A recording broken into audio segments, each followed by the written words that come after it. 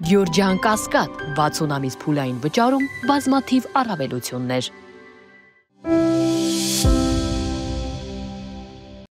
Ցամաքած ու թեյ միայն սա են տալիս Բաքվի բանտում հայ գերուն ապօրինաբար 20 տարվա ազատազրկման դատապարտված Վիգեն Էուլջեքչյանի առողջական վիճակը կտրուկ վատացել է, ահազանգում է նրա փաստաբանը։ Վիգենը չի կարողանում քայլել, անվասայլակի կարիք ունի, սակայն ադրբեջանցիները այն չեն տրամադրում։ Այս ամբողջը դիտավորություն է ըստ պաշտպանի զրկանքի ենթարկելու քայլ, մարդու արժանապատվությունը նվաստացնող վերաբերմունք։ Բժշկական օգնության մերժումը սննդից զրկել է, դեղորայքի մատակարարմանը խոչընդոտել է եւ անվասայլակ տրամադրելուց հրաժարվել է լուրջ սպառնալիք են Վիգենի առողջության եւ կյանքի համար։ Մենք խնդրում ենք անկախ բժշկական գնահատում անցկացնել, ապահովել որակավորված միջազգային մարմինների կողմից մարդասիրական հասանելիություն, ապահովել պատշաճ սննդի եւ անհրաժեշտ դեղորայքի, ինչպես նաեւ անվասայլակի տրամադրում։ Վիգենը տուն նոյեմբերի 16-ին է զանգահարել, մինչև այդ նրան շուրջ 45 օր ադրբեջանցիները զրկել էին նաև որևէ հաղորդակցության հնարավորությունից։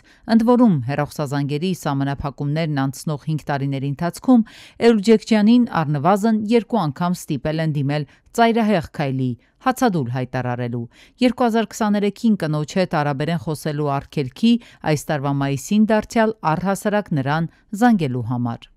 Էուլջեքչյան ասել է, որ իրեն տարել են բժշկի մոտ, սակայն ուղեկցող բանտապահները թույլ չեն տվել, որպեսզի ինքը որևէ դեղորայք ստանա։ Չնայած նրա առողջական վիճակին, նա ոչ մի բժշկական օգնություն չի ստացել։ Շարունակում է մնալ առանց բժշկական օգնության, ինչը մարդասիրական հիմնարար չափանիշների խախտում է։ Հայ-ադրբեջանական նախախաղաղության պայմանագրում կամ խաղաղության նախապայմանագրում հիշենք, չնայած իրավապաշտպան համայնքի կոչերին, այդպես էլ առանց նախապայմանների ռազմագերիների ազատ արձակման դրույթ չսահմանեցին, եւ մասնագետները գնահատում են ահա արդյունքը, ահա թե ինչ ունենք հիմա Վաշինգտոնյան գագաթնաժողովից ընդամենը 3 ամիս անց։ Իրավապաշտպաններն առաջին օրվանից էին պնդում, այսպես որևէ խաղաղություն նույնիսկ կարճաժամկետ չի կարող լինել։ Իրականում շատ մտահոգիչ է իրավիճակը տեղեկատվության հասանելիության առումով։ Սեպտեմբերի սկզբից Կարմիր խաչի միջազգային կոմիտեի պատվիրակությունը դադարեցրել է գործունեությունը եւ արդեն որոշակի ժամանակ դրանից առաջ անգամ հնարավորություն էր այցելելու ազատությունից զրկված հայերին։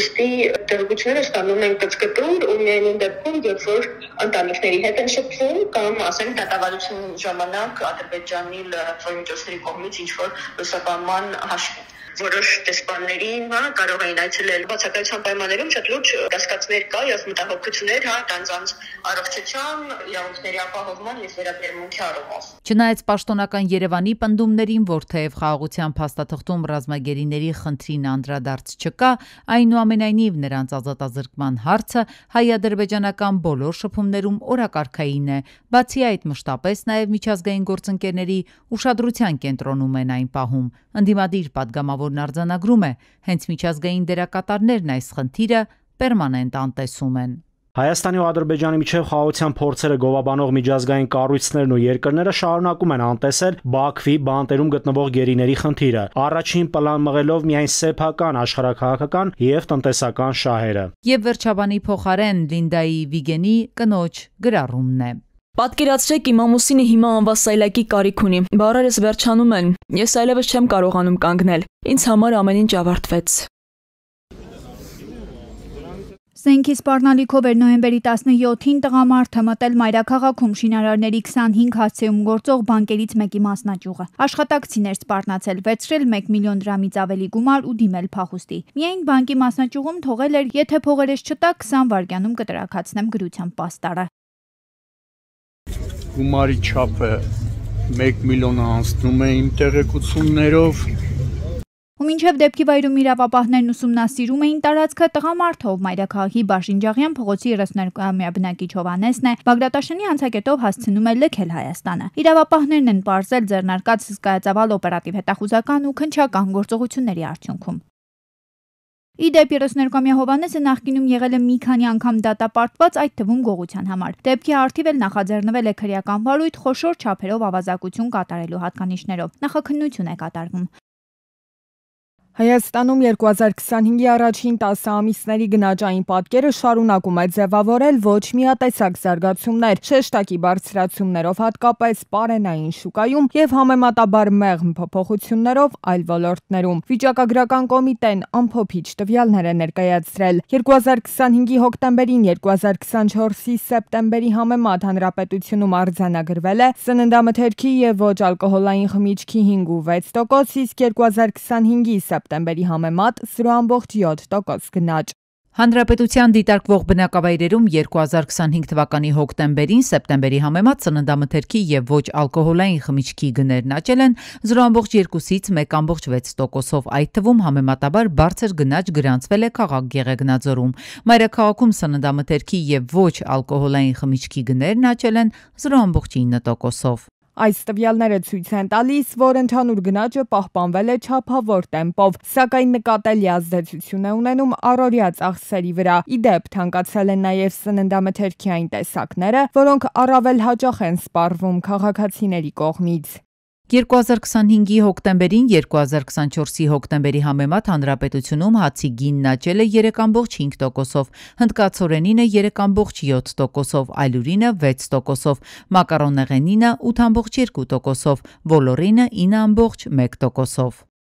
Սա արդեն այն հատվածն է, որը ամենաուղիղ ազդեցությունն ունի բնակչության սոցիալական վիճակի վրա։ Մարզերում աճի տեմպերը առավել բարձր են։ 2025 թվականի հոկտեմբերին 2024 թվականի հոկտեմբերի համեմատ հանրապետությունում արձանագրվել է մարգարինի եւ կարագի 3 եւ 12.3% գնաճ։ Իշխան ձկնատեսակի գինը 2025-ի հոկտեմբերին 24 թվականի հոկտեմբերի համեմատ աճել է 16%-ով, իսկ 2025 թվականի սեպտեմբերի համեմատ 0.3%-ով։ Այս թվերը ոչ միայն վիճակագրական պատկեր են ներկայացնում, այլ ամենօրյա իրականություն, ձևավորելով ընտանիքների բյուջեի բաշխումը, գների նկատմամբ զգայունությունը եւ սպառողական վարքագիծը։ Երևանի քաղաքային իշխանությունը նախատեսում է Երևանի երթևեկության կառավարման կենտրոն համայնքային հիմնարկ ստեղծել։ Դրա գործառույթների մեջ ըստ փոխքաղաքապետի պետք է մտնի տարբեր միջոցառումների պրոյեկտների իրականացումը, կապված երթևեկության կազմակերպման եւ կառավարման հետ։ Երևանի քաղաքապետարանը 2026-ի համար նախանշել է 2 խոշոր ծրագիր։ Դրանցից առաջինը հանրային տրանսպորտի, այսպես կոչված դիսպեչերիզացիայի համակարգն է, ինչպես գիտեք, հանրային տրանսպորտի ոլորտում իրականացվում են եւ շարունակում են իրականացվել համապարփակ բարեփոխումներ եւ երկրորդը ընդհանուր երթևեկության կառավարումը։ Քանի որ այս գործառույթների մի մասը իրականացնում է Երևան Տրանս փակbaşıնետերական ընկերությունը, ավականու քննարկմանը կներկայացվի նաև այդ ընկերության լուծարման հարցը։ Իսկ քաղաքապետ Ավինյանը նկատում է քաղաքում մեքենաների թիվը կշարունակի աճել։ Այժմ ըստ նրա Երևանում գրանցված մեքենաների թիվը ավելացել է 10,000-ով։ Ջորջան, ամեն օր ավտո է ավելանում այս քաղաքում։ Հիմա ասում եմ, նորից եմ ասում, նաև այս հիմնարկի աշխատանքի արդյունքում մենք գալու ենք վերլուծություններով ավականու նիստին ներկայացնենք տարատեսակ ավտոմեքենաների համար սահմանափակումներ։ Էլի այս ամբիոնի մոտ ես պատկերացնում եմ ինչ հարցադրումներ են լինելու, ինչ ելույթներ են հնչելու։ Անդրադառնալով քաղաքի խցանումներին ազգային առաջընթաց խմբակցության անդամ Իզաբելլա Աբգարյանն ասում է, խնդիրը լուրջ է, վաղն ավելի կլրջանա, եթե այսօր քաղաքային իշխանությունը որևէ լուծում չգտնի։ Նա դժգոհում է, քաղաքային իշխանությունը ոչ թե ռազմավարություն է մշակում, այլ այս րոպեական որոշումներ է ընդունում։ 18 մետրանոց ավտոբուսները, ինչպես լսեցինք, կրկին մյուս տարի մենք չենք սպասում, իսկ 18 մետրանոց ավտոբուսներն են, որ ըստ նախագծի, ըստ հաշվարկների խոշոր արյունատար անոթներն են, որոնք պիտի ապահովեն քաղաքի երթևեկության արագությունը։ Անդրադառնալով ընդդիմադիրների հայտարարությանը, որ Փաշինյանը երբ երթևեկում է Երևանի փողոցներով, խցանումներ է առաջանում, փոխքաղաքապետ Փամբուխչյանը պարզաբանեց. Փաշինյանի, ինչպես նաև մնացած բոլոր ղեկավարների համար ճանապարհները փակվում են պետական պահպանության ծառայության որոշակի կարգավորումներից ելնելով, այստեղ կրքերը թեժացան։ Եթե ամեն անգամ գաք Նիկոլ Փաշինյանի անունը տակ ձեր դատարկաբանությունը այստեղ ավելի հնչեղություն տալու համար,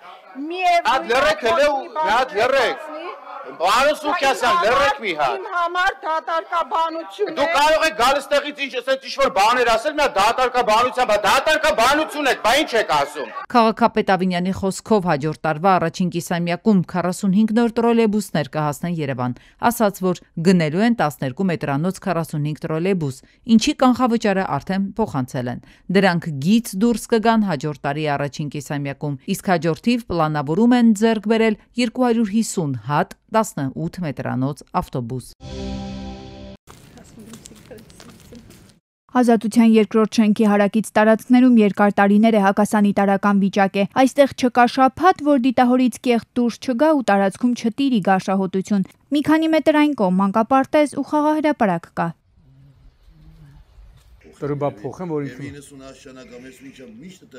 Ամեն այ փչին գնացին, սա 2 օր հետո նորից։ Ես հանգում եմ, հիմա չկա, սանիտարային չկա, որ գալու։ Հա, գամ պետք է էսի լվացում անես,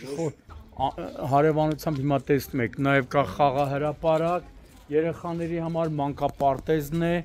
այն կողմում զինկոմիսարիատն է ու ամբողջ տարածքը կեղտով պատված է։ Սակայն ոչ քաղաքային իշխանությունը, ոչ էլ Վեոլիա ջուրը ոչինչ չեն ձեռնարկում, ասում են քաղաքացիները։ Երկարահազանգելից հետո միայն Վեոլիա ջրից են եկել ինչ-որ մեքենայով մաքրել խողովակները, բայց 1 օր անց նույն վիճակն է եղել։ Եթե նման տեմպերով շարունակվի, 3 մուտքանի ու 9 հարկանի շենքը կհայտնվի վթարային վիճակում։ Կոյաջրերը նաև նկուղ են լցվում։ Այսիբրի երևի կամ քաղաքապետարան կամ թաղապետարան են գան հատուկ լուծույթներով մաքրեն, թե չէ ինչա։ Շամշյանքոմի հրապարակումից շատ ժամանակ չանցած քաղաքապետի կարգադրությամբ Վեոլիա ջուրը մաքրման աշխատանքներ է իրականացրել, սակայն ըստ քաղաքացիների սա ընդամենը ժամանակավոր է, ու որպեսզի հարցը հիմնովին լուծվի, թաղապետի հանձնարարականով վարչական շրջանի կոմունալ բաժնի պատասխանատուն է հանդիպել բնակիչների հետ։